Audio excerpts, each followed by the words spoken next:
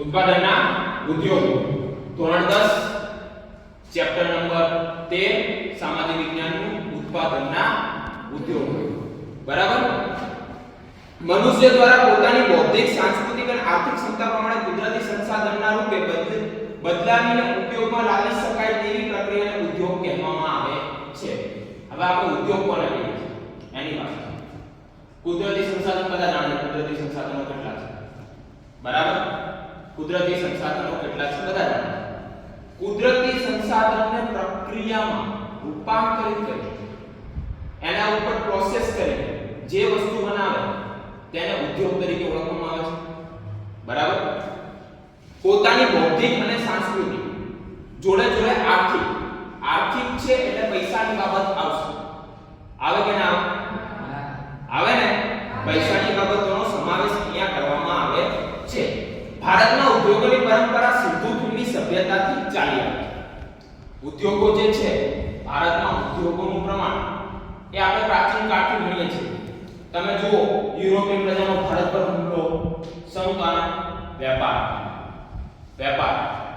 European પ્રજાનો ભારત પર હુમલો અથવા ભારત પર કંટ્રોલ શાના લીધે છે વેપાર બરાબર તો ભારતમાં સદીઓથી વેપાર ચાલતો આવે છે અને એટલે જ કહેવાય છે ભારત સોને કી ચિડિયા શું કહેવાય છે સોને કી ચિડિયા જે કહેવાતું હતું એ પોતાના વેપાર અર્થે જ કહેવાતું એ સમયમાં ભારતમાં સુતરાઉ કાપડ માટીના વાસણો અને કાંસાની વસ્તુઓ તથા મણકા બનાવવામાં આવતા ભારતમાં પ્રાચીન ભારતમાં શું બનાવવામાં આવતું તો શના માટે જાણીતું હતું તો સુતરાઉ કાપડ માટીના વાસણો અને કાંસાની વસ્તુઓ તથા મણકા બનાવવામાં આવતા હતા 18મી સદી સુધી ભારત મહાણો બનાવવાના ઉદ્યોગોમાં હસ્તકળા અને ગૃહ ઉદ્યોગોમાં આગળ હતો સમા આગળ હતો ભાઈ તો સમા મહાણો બનાવવાના ઉદ્યોગો ઉદ્યોગોમાં હસ્તકળા અને ગૃહ વસ્તુઓ તથા મણકા બનાવવામાં આવતા હતા 18મી સદી સુધી ભારત મહાણો બનાવવાના ઉદ્યોગોમાં હસ્તકળા અને ગૃહ ઉદ્યોગોમાં આગળ હતો ભારતનું સુતરાઉ કાપડ એટલે અને એમાં સુતરાઉ કાપડ સૌથી વધારે જાણીતું હોય તો અમદાવાદ એટલે જ ભારતનું શું કહેવાતું હતું મોન્ચેસ્ટર કયા નામે ઓળખાતું હતું મોન્ચેસ્ટર કારણ કે દક્ષિણ આફ્રિકાનું જે મોન્ચેસ્ટર છે એ કાપડ ઉદ્યોગ માટે જાણીતું છે એના જ અર્થ ઉપરથી અથવા એના ઉપરથી અમદાવાદ પણ જે કાપડની મિલો માટે જાણીતું છે આથી તેને ભારતના મોન્ચેસ્ટર તરીકે ઓળખવામાં આવતું હતું મલમલનું કાપડ ધાતુના વાસણો તથા આભૂષણોને વિદેશમાં ખૂબ જ માંગ રહેતી તો શની વિદેશમાં ભારતના માંગ રહેતી હતી કયા ઉદ્યોગોની અને કઈ વસ્તુનો તેઓ તો સુતરાઉ કાપડ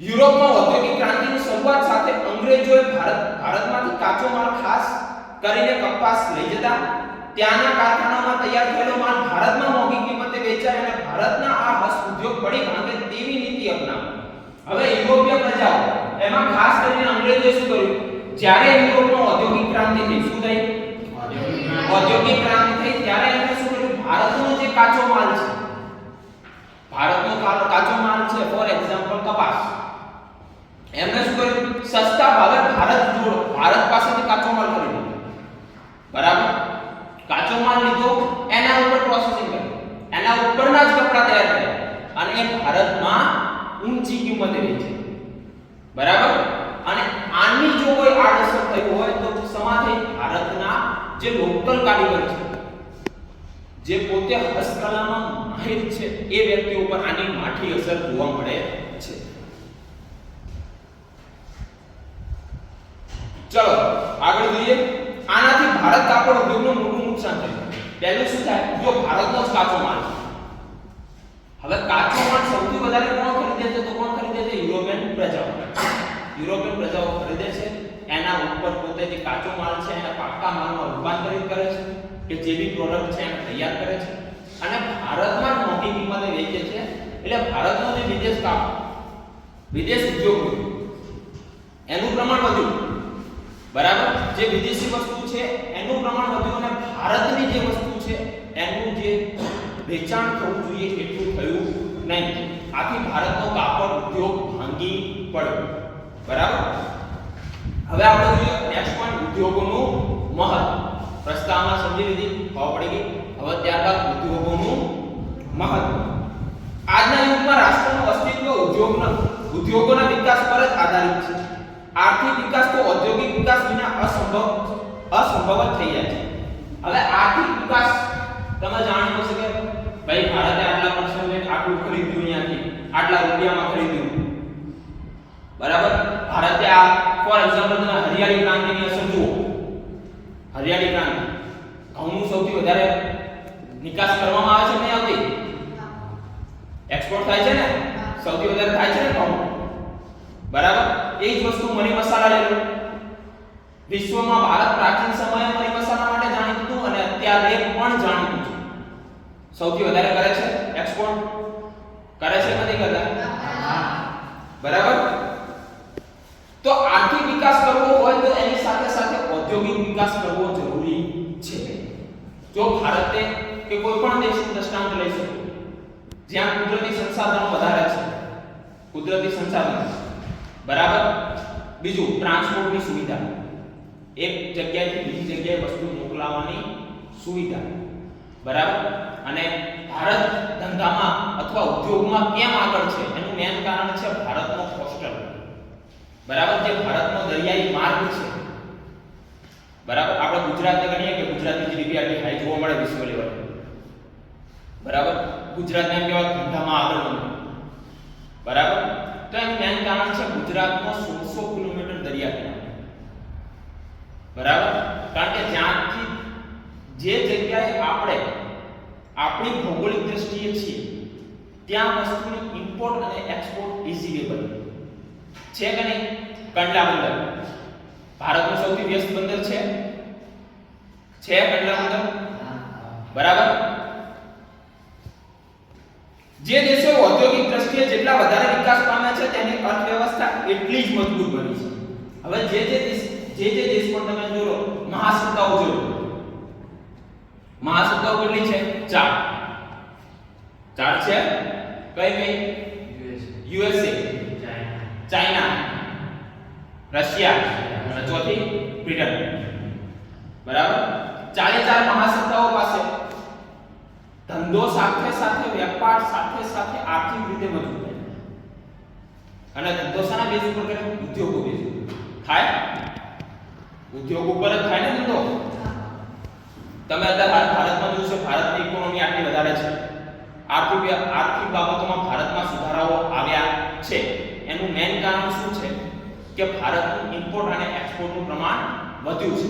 એમાં ખાસ કરીને એક્સપોર્ટ. બરાબર, એમાં ભારત સરકારની નીતિઓ ગણો, make in India, vocal for local. બરાબર, તો એના કારણે શું થયું છે? ભારતની જે નિકાસો છે એ વધી છે આયાતો કરતા. યુએસએ, રશિયા, જાપાન, દક્ષિણ કોરિયા જેવા દેશો પોતાના ઔદ્યોગિક વિકાસના પાયા પર સમૃદ્ધ અને વિકસિત રાષ્ટ્રો બન્યા છે. જે દેશોમાં ઉદ્યોગોનો વિકાસ થયો નથી અથવા ઓછો થયો છે તે કુદરતી સંસાધનોનો ઉપયોગ ઉદ્યોગના કાચા માલ તરીકે કરી શકતા નથી. તે લોકો કુદરતી સંસાધનોના ઓછા મૂલ્યે વેચી તે જ કાચા માલની બનેલી વસ્તુઓ ઊંચી કિંમતે ચૂકવી વિદેશી પાસેથી ખરીદવી પડે છે. હવે કુદરતી સંસાધનોનો ઉપયોગ, અહીંયાનો મેઇન પોઈન્ટ છે કુદરતી સંસાધનોનો ઉપયોગ.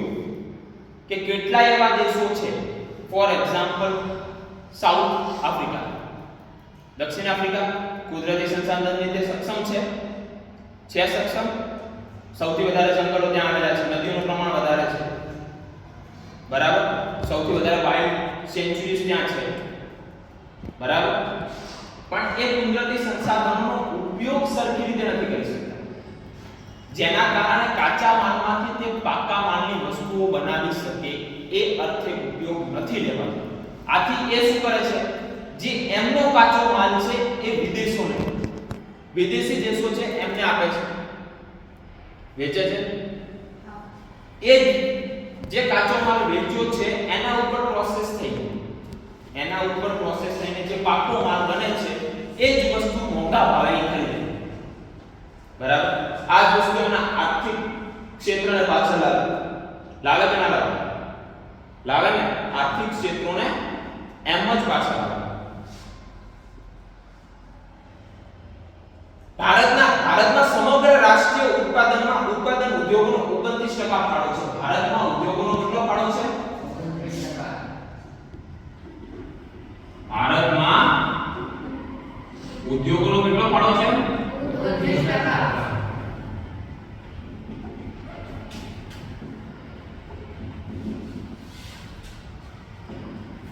ભારતમાં ઉદ્યોગોનો ફાળો 29% છે. બરાબર? જ્યારે 51% સણો છે.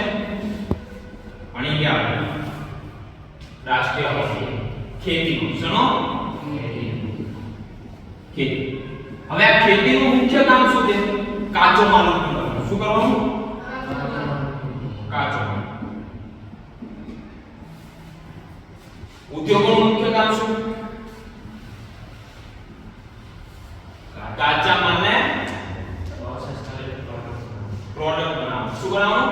રૂપાંતરિત કરીને પાકો માલ બનાવવાનું. શું? હવે ફોર એક્ઝામ્પલ અહીંયા વિદેશી સત્તાઓની વાત કરી રહી છે. હવે જે દેશ પાસે કાચો માલ છે, બરાબર, ખેતી ક્ષેત્રે સંપૂર્ણ છે, કાચો માલ ધરાવે છે, પણ ઉદ્યોગો નથી, ઉદ્યોગોનું એટલું બધું પ્રમાણ નથી કે એક કાચા માલમાંથી શું બનાવી શકે? શું બનાવી શકે? બરાબર? એટલી સુવિધા નથી. આથી એ શું કરે છે? જે કાચો માલ છે એ કોને વેચે છે?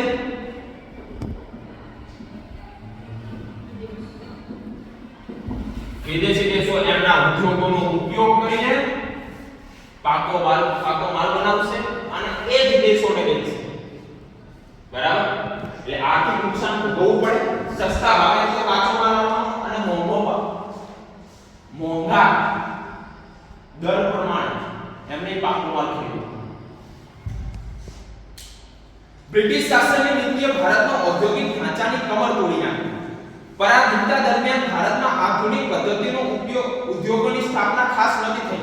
1853 માં ચારકોલ આધારિત પ્રથમ લો ગાર્ડન ઔદ્યોગિક એકમ સ્થાપવામાં આવ્યું અને તે નિષ્ફળ રહ્યું. સૌથી પહેલું લો ગાર્ડન ક્યારે સ્થાપવામાં આવ્યું હતું? તો ઈસવીસન 1851.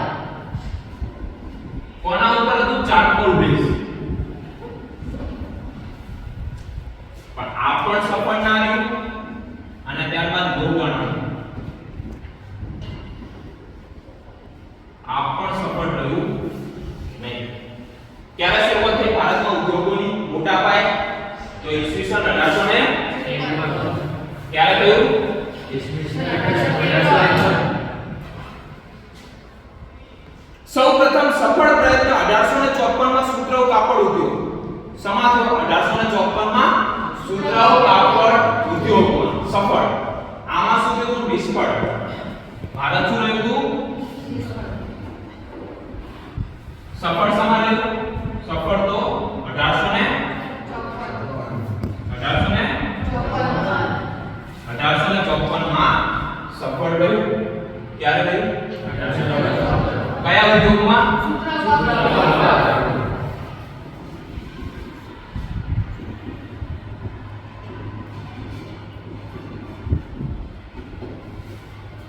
ભારત સૌપ્રથમ ઉદ્યોગ સ્થાપવામાં સફળ રહ્યું હોય 1854 માં. કયો ઉદ્યોગ? તો કયો ઉદ્યોગ?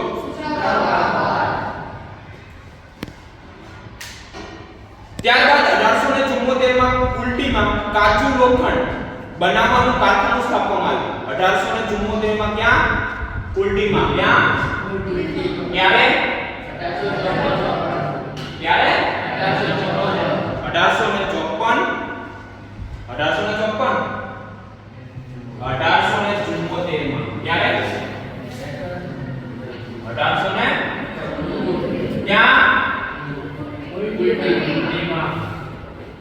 શું ઉદ્યોગ સ્થાપવામાં આવ્યો? કાચું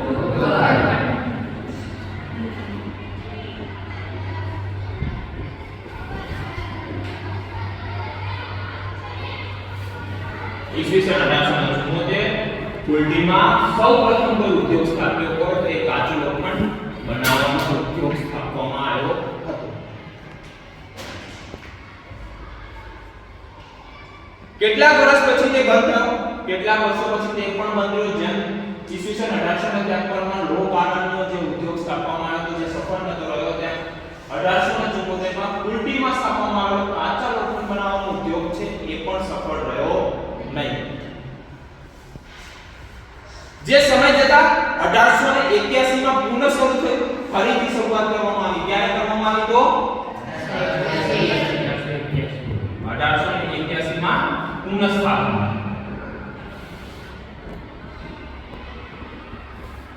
સૌપ્રથમ શરૂઆત ઈસવીસન 1874 કુલડીમાં ક્યાં કરવામાં આવ્યું? કુલડીમાં સનો કાચું લોખંડ બનાવવાનો ઉદ્યોગ અને 1881 માં એની પુનઃ સ્થાપના કરવામાં આવી. 1907 માં જમશેદપુરમાં ટાટા લોખંડ પોલાદની કંપનીની સ્થાપના થવાથી ઔદ્યોગિક વિકાસની નવી દિશા પ્રાપ્ત થઈ. હવે બધા જાણીતા છે સ્ટીલ ઉદ્યોગ, લોખંડ ઉદ્યોગમાં કોનું નામ જાણીતું છે? તો ટાટા. ટાટાના ઉદ્યોગની શરૂઆત ક્યારે થઈ? ઈસવીસન 1907.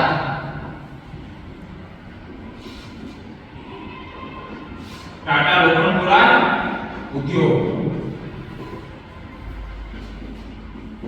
ક્યાં સ્થાપિત અમને? ક્યાં? જમશેદપુર.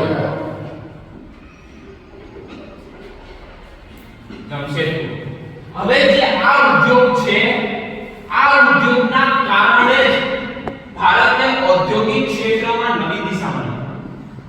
ભારતમાં ઉદ્યોગને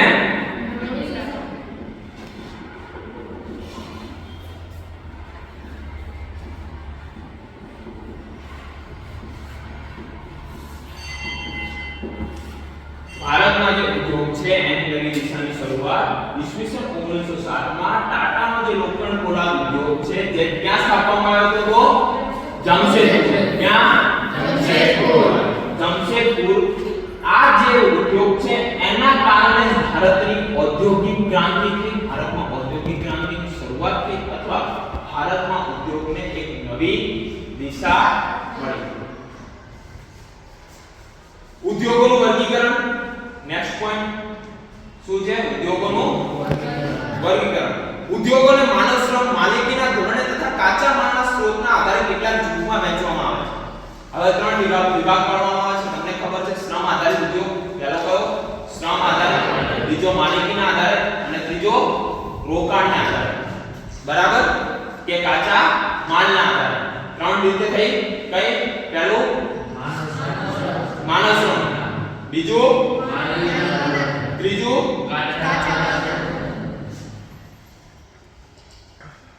જે ઉદ્યોગોમાં વધુ રોજગારી મળે તે મોટા પાયાના ઉદ્યોગો કહે છે. બરાબર? જો શ્રમિકોના આધારે ઉદ્યોગના કેટલા પ્રકાર પડે?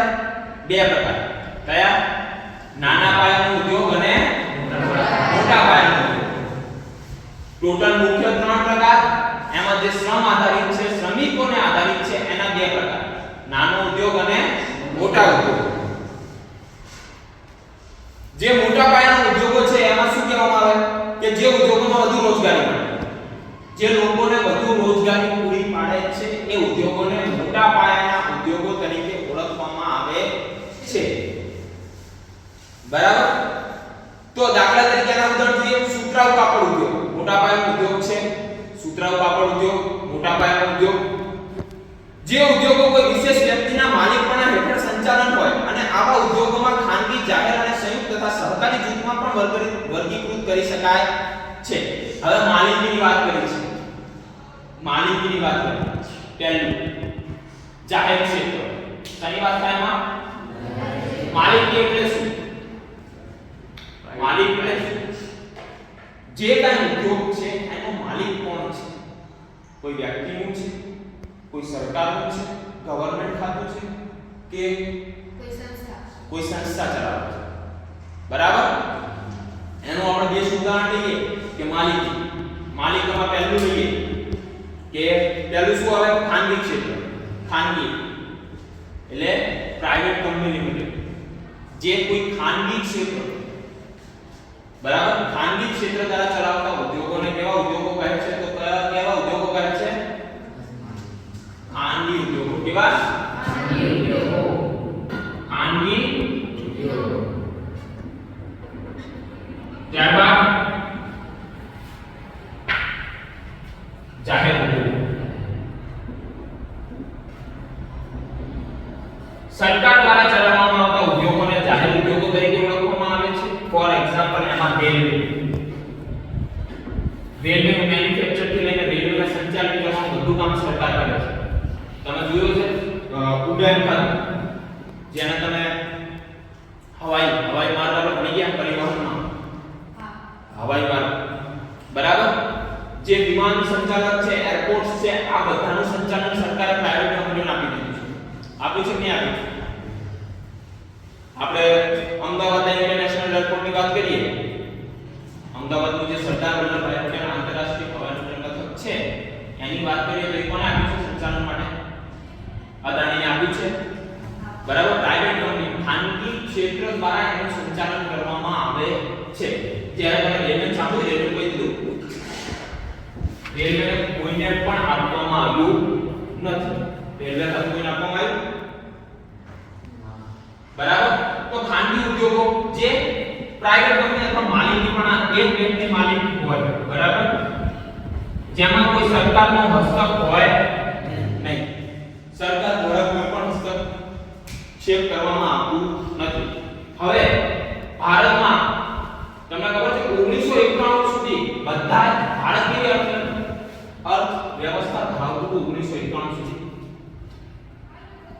તો જાહેર અર્થવ્યવસ્થા ધરાવતું. 1991 માં ભારતે આર્થિક સુધારાઓ કર્યા, બરાબર. ભારતે જે આર્થિક સુધારા કર્યા એ અંતર્ગત 1991 માં જે આર્થિક સુધારા કર્યા એ અંતર્ગત ભારતે મિશ્ર અર્થતંત્રને સ્વીકાર્યું. શાને સ્વીકાર્યું? મિશ્ર અર્થતંત્રને સ્વીકાર્યું, બરાબર. આ પ્રશ્ન આપણે બીજી પરીક્ષામાં તો ખાલી જગ્યામાં અલા એમસીક્યુ માં, બરાબર, જેટલું કચેરી દ્વારા પેપર લેવાનું, બરાબર. તો મિશ્ર અર્થવ્યવસ્થા જોવા મળે છે ભારતમાં એ 1991 બાદ. એનું મેઈન કારણ છે ભારતનું ઉદારીકરણ. ભારતનું ઉદારીકરણની પ્રક્રિયા. તો એની વ્યાખ્યા યાદ છે ને? ઉદારીકરણની વ્યાખ્યા, ઉદારીકરણની વ્યાખ્યા છે કે લોકોના આર્થિક વ્યવહારો પર સરકાર દ્વારા મુકાયેલા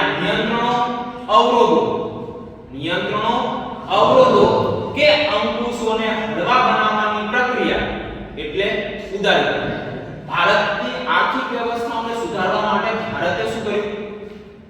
આર્થિક રીતે સુધારવા માટે એમને ઉદારીકરણ, આર્થિક સુધારણાઓને અમલમાં લાવવા, ભારતની અર્થવ્યવસ્થાને વધુ મજબૂત બનાવવા ઉદારીકરણની નીતિ અપનાવી. એના કારણે ખાનગી ઉદ્યોગોનો વિકાસ થયો. શેનો?